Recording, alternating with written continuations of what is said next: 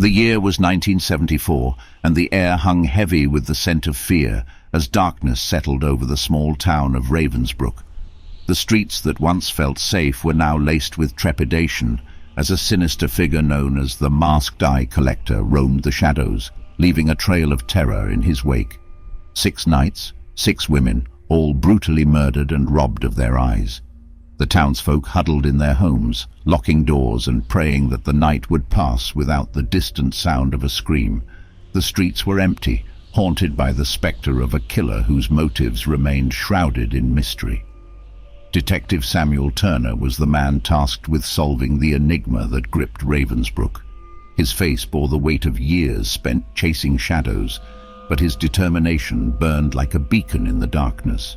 The walls of his office were adorned with photos and maps, each connected by threads of red string in a desperate attempt to decipher the killer's pattern. As the 7th night approached, the town held its breath, waiting for the inevitable. Turner prowled the streets like a sentinel, his footsteps echoing through the silence. It was then that he noticed a faint whisper in the wind, the soft murmurs of a nursery rhyme carried by unseen hands. 6 little maidens, eyes so bright, taken by the darkness, lost in the night. One more night until the end, the eye collector's game, round the bend. The rhyme sent shivers down Turner's spine, a macabre prelude to the horrors that awaited. The night grew darker, the moon hidden behind a blanket of clouds. The town was a hushed tableau of anticipation, each heartbeat punctuating the eerie stillness. And then it happened, just as the rhyme foretold. The 7th night arrived, and with it came the sound of screams, echoes of terror that pierced the night.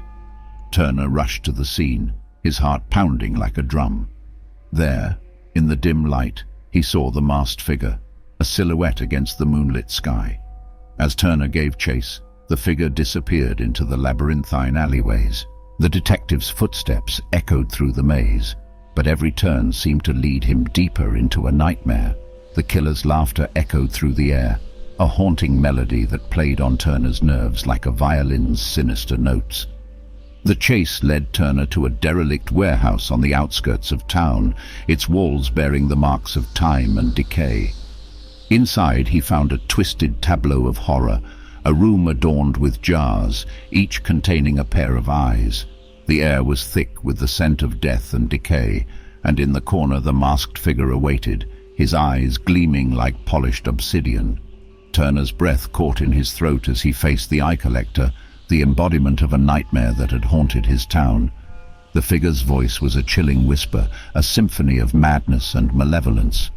"I see them all now, their eyes forever mine," he hissed. In a desperate struggle, Turner fought to subdue the killer, their bodies locked in a dance of desperation and survival.